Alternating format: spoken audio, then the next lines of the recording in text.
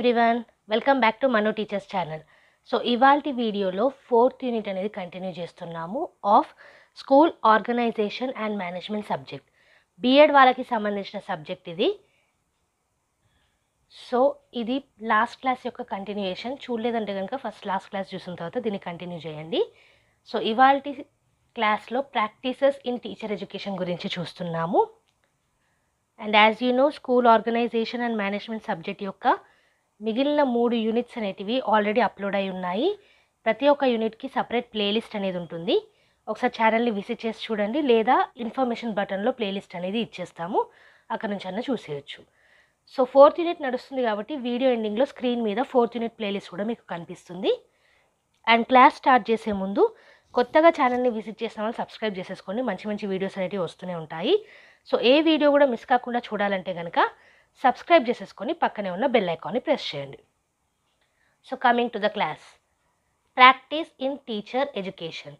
The progress of a nation to a great extent depends upon the quality of its teachers, and for this reason teaching is being considered as the noblest of all professions.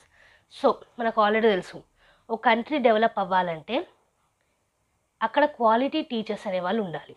Okay, so ఆ quality teachers ఉండాలి కాబట్టి country అనేది develop అవుతుంది. కాబట్టి teaching profession అనేది one of the noblest profession లాగా consider చేస్తాము. The teacher therefore occupies a pivotal position in the educational system as well as in the society. One of the noblest profession కాబట్టి teacher యొక్క position కూడా educational సిస్టంలో మరియు సొసైటీలో అంతే important.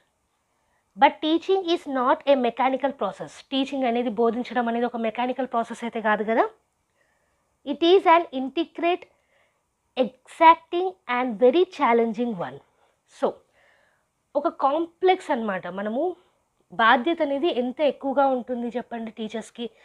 పిల్లల యొక్క భవిష్యత్తు డిపెండ్ అయి ఉంటుంది కాబట్టి మనం ఎంత బాధ్యతగా ఉండాలి. So it is a very challenging one. Okay, though teaching is being considered as a science and skill, basically it is a Sublime art because the teacher unconsciously designs the growing plastic young mind of the child. So పిల్లలు ఎడ్యుకేషన్లో ఏదైతే నేర్చుకుంటున్నారో అది teacher ద్వారానే నేర్చుకుంటారు. So మనము చాలా జాగ్రత్తగా ఉండాలి. ఓకే, సైన్స్, స్కిల్ ఇవే కాకుండా మన దగ్గర మిగతా ఈ స్కిల్ సెట్స్ అనేటివి కూడా ఉండాలి. ఓకే, ఇంకా చూసుకున్నట్టయితే like an artist, the teacher is also responsible for shaping or reshaping the behaviour of the young ones in a socially desirable way. So ఒక శిల్పాన్ని చెక్కినట్టే మనం కూడా పిల్లల యొక్క మైండ్ని షేప్ చేయడం, రీషేప్ చేయడం చేస్తాం. సో సొసైటీకి తగ్గట్టుగా పిల్లల్ని ఎలా రెడీ చేయాలి, పిల్లలు సొసైటీకి వెళ్ళిన తర్వాత ఎలా బతకగలగాలి అనేది కూడా మనం చూసుకుంటాం. అవునా? Thus the teacher cannot give any shape to the young living being he comes in contact with, rather he has to be very careful artist. So శిల్పి ఒక శిల్పాన్ని ఏ షేప్ అన్నా ఇవ్వచ్చు. అది మంచిగా తయారవ్వచ్చు, మంచిగా తయారకపోవచ్చు. అక్కడ మనకి క్రిటిసిజం అనేది వస్తుంది. కానీ ఇక్కడ మనిషి యొక్క మైండ్ని మనం మలుస్తున్నాం కాబట్టి ఎట్లా పడితే అట్లా మనం షేప్ చేయగలుగుతామా? లేదు. ఓ బాధ్యతగా వెరీ కేర్ఫుల్ ఆర్టిస్ట్ లాగా ఉండాలి మనం. ఓకే, ఇంకా చూసుకుంటే throughout history people called teachers have played many different roles and they continue to do so today.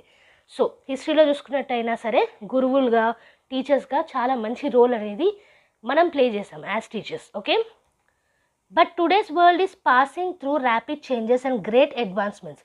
ఇప్పుడు చూసుకున్నట్టయితే డే బై డే చేంజెస్ అనేవి ఉన్నాయి. అవునా? సో అదే మనకి ఇక్కడ చెప్తున్నారు.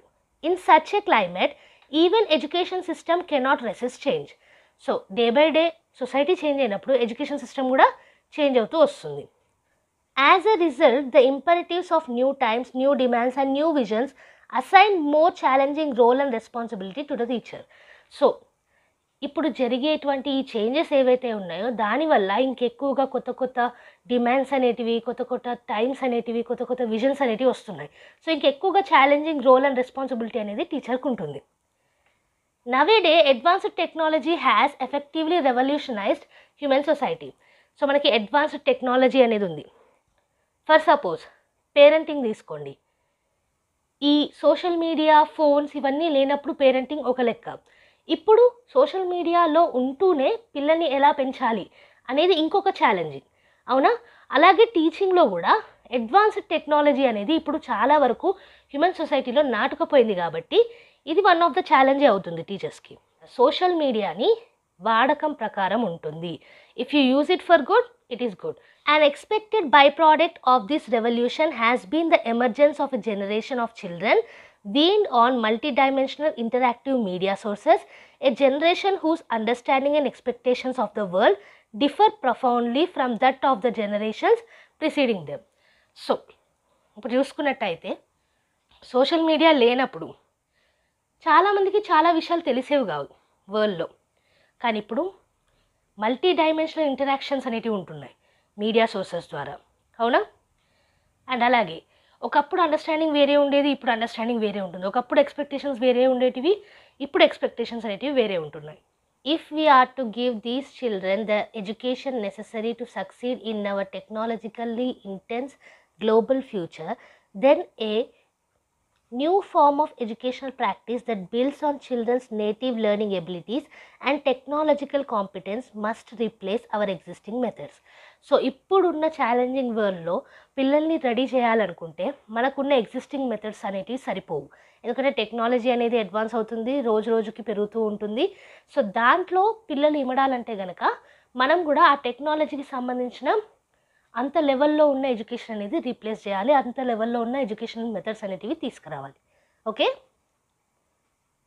సో ఇక్కడ ఈ టీచర్ గురించి ఎందుకు చెప్తున్నారు అని అంటే, టీచర్ ఎడ్యుకేషన్లో ప్రాక్టీసెస్ గురించి మనము డిస్కస్ చేస్తున్నాం కాబట్టి అసలు టీచర్ రోల్ ఏంటి, యాజ్ ఎ టీచర్ మనమేం చేయాల్సి ఉంటుంది అనేది మనకు చెప్పారు. Okay? Meaning and concept of innovative practices in teacher education. So ఇంతకుముందే చెప్పాము, ఎగ్జిస్టింగ్ మెథడ్స్తో పాటుగా టెక్నాలజికల్ కాంపిటెన్స్ ఉన్న మెథడ్స్ కూడా మనకు కావాలనేసి. సో దానికి సంబంధించిన ఇన్నోవేటివ్ ప్రాక్టీసెస్ ఏంటో చూద్దాం. There is a wide variation among countries with regard to what they believe constitutes and innovation, reform or development in the teaching learning process. So మీరు చూసుకున్నట్టయితే countries మధ్యలో కూడా చాలా వేరియేషన్ అనేది ఉంది. అవునా? సో ఒక్కో కంట్రీలో ఒక్కొక్కలాగా ఇన్నోవేషన్ గురించి, రీఫార్మ్ గురించి ఆలోచిస్తారు. సో టీచింగ్ లెర్నింగ్ ప్రాసెస్లో కూడా తేడా వస్తుంది. For example, the use of coloured chalk and basic audio visual materials may be regarded as being an educational innovation in some developing regions, whereas in other more affluent countries, innovations may refer to the development and use of sophisticated technologies and methods, practices, etc.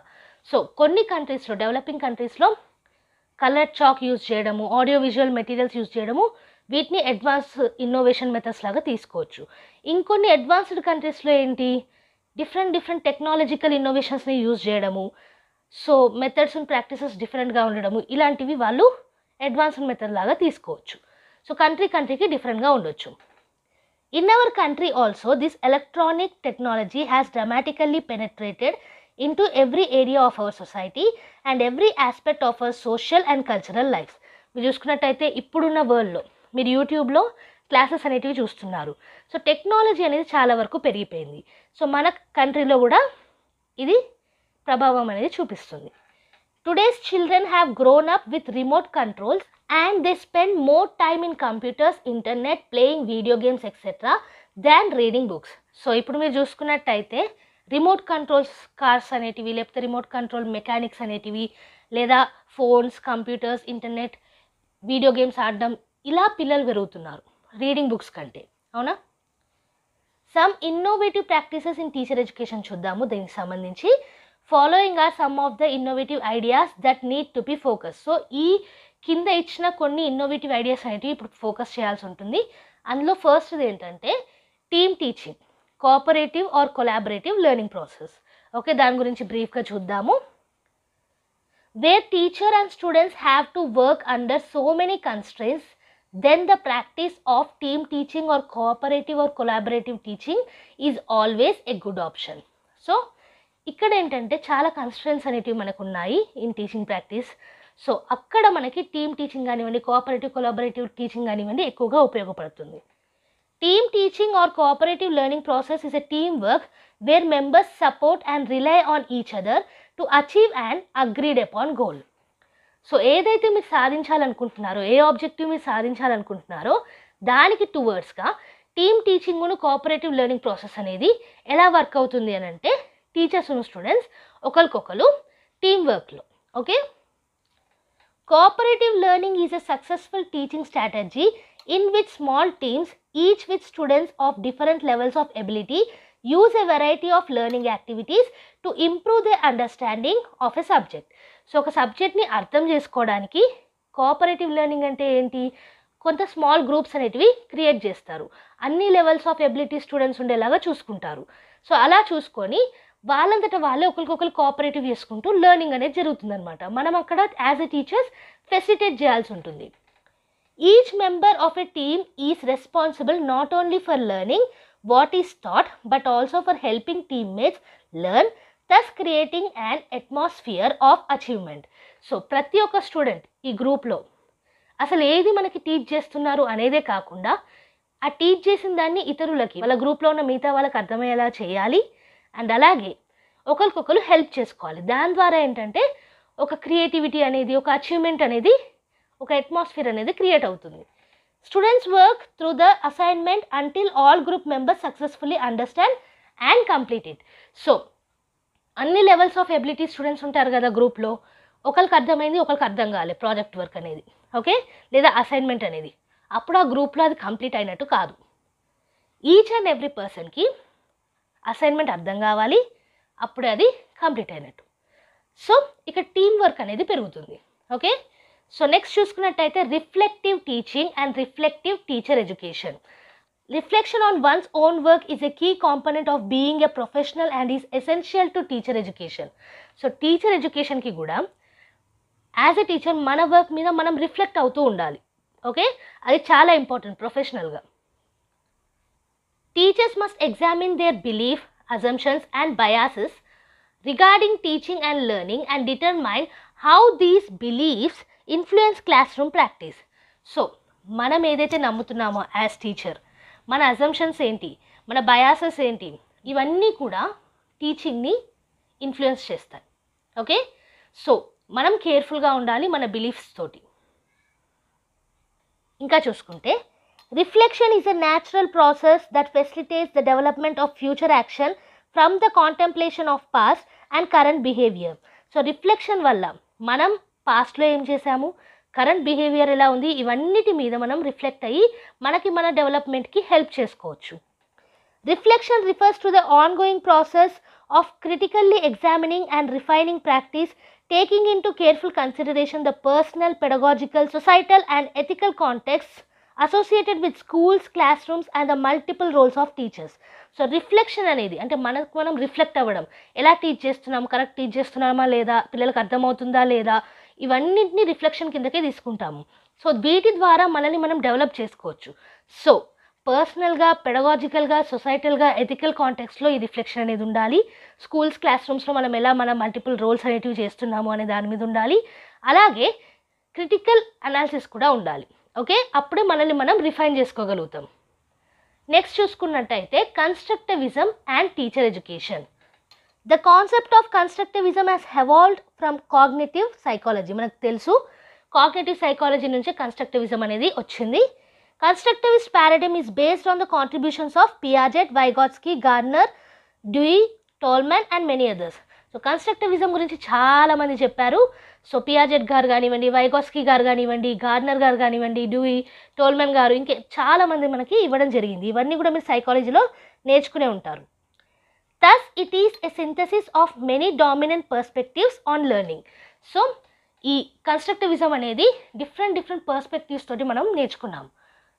It is believed that the key element of constructivist theory is that people learn by innovative practices in teacher education.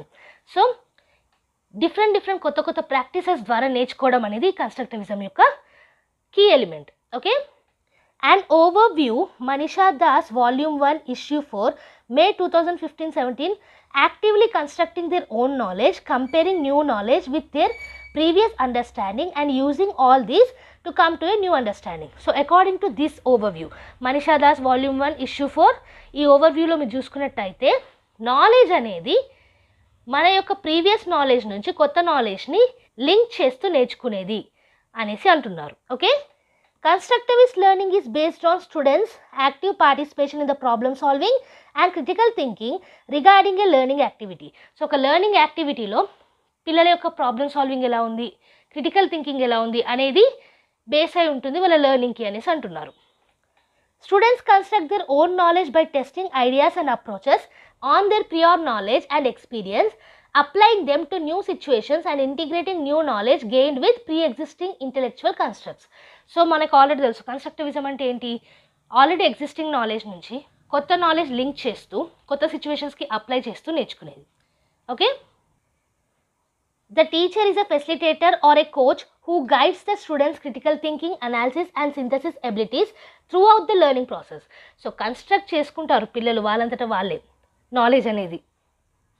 So దాంట్లో teacher role ఏంటి, as a coach, ఒక guide లాగా, ఒక facilitator లాగా. Okay, దేనికి, వాళ్ళ critical థింకింగ్కి, అనాలిసిస్ని, సింథసిస్ని guide చేయడానికి. The teacher is also a co-presenting difficulties through specific tasks that pose dilemmas to students. So మనం కొత్త కొత్త క్వశ్చన్స్ ఇవ్వడము, కొత్త కొత్త టాస్క్స్ ఇవ్వడము, కొత్త కొత్త సిచ్యువేషన్స్ ఇవ్వడము, ఇది మన పని. In this context, problem solving teaching procedure is defined as a process of raising a problem in the minds of the students in such a way to stimulate purposeful reflective thinking in arriving at a rational solution.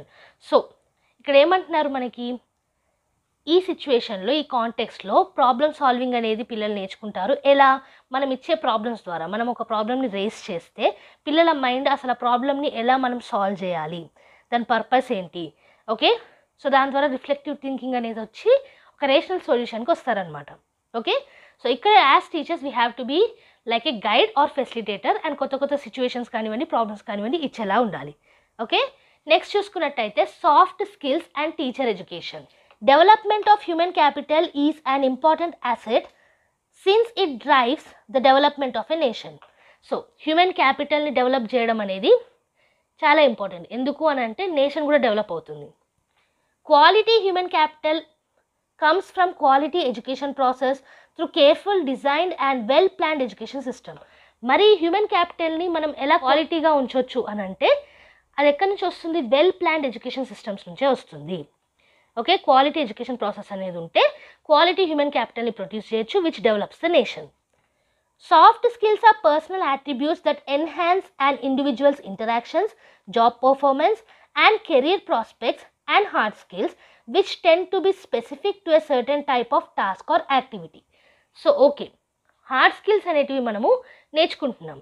దాంతో పాటుగా soft skills కూడా ఉండాలి. Communication skills కానివ్వండి, interact అవ్వడం కానివ్వండి, జాబ్లో మీ performance, కెరీర్లో మీరు ఎలా పైకి ఎదగాలి, ఇవన్నీ కూడా వచ్చి ఉండాలి. అది సాఫ్ట్ స్కిల్స్ ద్వారా అవుతుంది. Soft skills refer to personality traits, social gracefulness and fluency in language, personal habits, friendliness and optimism that mark people to varying degrees. So ఈ సాఫ్ట్ స్కిల్స్ అంటే ఏంటి, ఇంతకుముందు చెప్పాను కదా, ఎలా మీరు మాట్లాడుతున్నారు, ఎలా మీరు బిహేవ్ చేస్తున్నారు, ఎలా మీరు ఫ్లూయెంట్గా ఒక లాంగ్వేజ్లో ఉన్నారు, మీ ఫ్రెండ్లీనెస్ ఏంటి, మీ ఆప్టిమిజం ఏంటి, మీ పర్సనల్ హ్యాబిట్స్ ఏంటి, ఇవన్నీ వస్తాయి. Okay, soft skills are broadly applicable in teacher education programme. Thus, the curriculum of teacher education could contribute to the development of a holistic human capital that can foster economic, social and personal development. So, teacher ki soft skills correct ga unte manam pillaలకు కూడా అంత బాగా నేర్పించవచ్చు. So teacher కి రావాల్సింది కంపల్సరీగా soft skills అనేటివి ఉండాలి. Okay, so అది economic పరంగా, సోషల్ పరంగా, పర్సనల్ పరంగా డెవలప్మెంట్ అనేది ఉంటుంది. ఇంకా చూసుకుంటే infusing the soft skill in the curriculum of the teacher education is the need of the profession. For it to be successful, toys are now filled with buttons and blinking lights. So ఈ soft skills అనేటివి కరికులంలో మనం involve చేయాలి. ప్రొఫెషనల్గా కూడా ఇది చాలా వరకు use అవుతుంది. నెక్స్ట్ చూసుకున్నట్టయితే blended learning and teacher education. Blended learning describes an approach to learning where teachers use technology, usually in the form of web-based instruction, in concert with and as a supplement to live instruction, or perhaps utilize components of a learner-centered web course with components that require significant instructor presence and guidance. So blended learning అంటే ఏంటంటే ఇది ఒక approach లాగా మీరు తీసుకోవచ్చు లెర్నింగ్కి, ఎక్కడైతే teachers టెక్నాలజీని use చేస్తారో. ఓకే, సో లైవ్ ఇన్స్ట్రక్షన్కి ఒక సప్లిమెంట్ లాగా తీసుకోవచ్చు బ్లెండెడ్ లెర్నింగ్ అనేది. సో బేసికల్గా బ్లెండెడ్ లెర్నింగ్ చాలా టైప్స్ అనేవి ఉంటాయి. అందులో వన్ ఆఫ్ ది ఎగ్జాంపుల్ మీరు ఫ్లిప్డ్ లెర్నింగ్ కూడా తీసుకోవచ్చు. సో ఫ్లిప్డ్ క్లాస్ రూమ్స్ అంటే ఏంటంటే మనకి క్లాస్ అటెండ్ కాకముందు ఆల్రెడీ ఈ ప్రీ రికార్డ్ అయిన వీడియోస్ కానివ్వండి, ట్యూటోరియల్స్ కానివ్వండి చూడడం అనమాట. ఓకే, సో ఇది one of the blended learning అవుతుంది. సో లైవ్ ఇన్స్ట్రక్షన్కి ఒక సప్లిమెంట్ లాగా కూడా తీసుకోవచ్చు. అలాగే ఇది లెర్నర్ సెంటర్డ్ ఉంటుంది. ఓకే, ఇంకా చూసుకుంటే the strength of a blended learning approach is that it provides a means to ensure learners are supported and guided as they undertake independent learning tasks. So ఇక్కడ different independent learning task తీసుకున్నా సరే పిల్లలు supported ఉన్నారు, guided ఉన్నారు అని చూసుకోవడానికి ఈ learning approach, blended learning approach అనేది యూజ్ అవుతుంది. Use of the web in such settings provides many affordances for the teacher and students in the form of communication channels, information sources and management tools. So ఈ blended learning వల్ల మనం web అనేది use చేస్తాము. So దానివల్ల teacher ఉన్న స్టూడెంట్స్కి ఒక form of communication channels అయితే దొరుకుతాయి, ఇన్ఫర్మేషన్ సోర్సెస్ ఎక్కువగా దొరుకుతాయి, అలాగే మేనేజ్మెంట్ టూల్స్ కూడా. ఇంకా చూసుకున్నట్టయితే these aspects appear to make blended learning particularly well suited to teacher training students, especially those in large groups where direct instructor support may be difficult to deliver. So చాలా ఎక్కువ మంది ఉన్నారనుకోండి ఒక కోర్సుని తీసుకొని, అక్కడ డైరెక్ట్గా ఇన్స్ట్రక్షన్స్ అనేటివి మనం ఇవ్వలేకపోవచ్చు. అలాంటప్పుడు ఈ బ్లెండెడ్ లెర్నింగ్ అనేది చాలా వరకు యూజ్ అవుతుంది.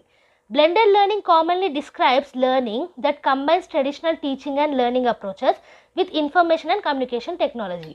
సో బ్లెండెడ్ లెర్నింగ్ అంటే ఏంటి? ట్రెడిషనల్ వే అండ్ ఐసీటీ రెండింటిని కలిపి చెప్పడం. Okay, it is anticipated that blended learning will enhance the students' learning experience. At the same time, it also demands that the teacher should be trained as online facilitator. So, blended learning అనేది student యొక్క learning ఎక్స్పీరియన్సెస్ని develop చేస్తుంది, enhance చేస్తుంది. But at the same time టీచర్కి కూడా ఆన్లైన్లో ఎలా train చేయాలి అనేది తెలిసి ఉండాలి. సో ఒక ఆన్లైన్ ఫెసిలిటేటర్ లాగా మన రోల్ అనేది మనకు తెలిసి ఉండాలి in the blended learning situation. Okay, so best example మీరు ఐసీటీ లాగా తీసుకోవచ్చు, ఫ్లిప్డ్ క్లాస్ రూమ్ తీసుకోవచ్చు ఇలా. So these are the practices in teacher education. So teacher education ఇప్పుడున్న కాలంలో, ఇప్పుడున్న టెక్నాలజీలో ఎలా మనం ప్రాక్టీసెస్ అనేటివి చేయొచ్చు, ఎలాంటివి మనం డెవలప్ చేయొచ్చు, కొత్త కొత్త మోడల్స్ అనేటివి చూసాము. అండ్ యాజ్ యూ నో ఈ మొత్తం నోట్స్ కూడా కింద డిస్క్రిప్షన్ బాక్స్లో పీడిఎఫ్ రూపంలో ఉంటుంది, అక్కడ నుంచి ఫ్రీగా డౌన్లోడ్ చేసుకోవచ్చు. సో ఈ ఫ్రీ నోట్స్ నచ్చినట్టయినా, వీడియో అర్థమైనట్టు అనిపించినా లైక్ చేయకుండా మాత్రం వెళ్ళకండి.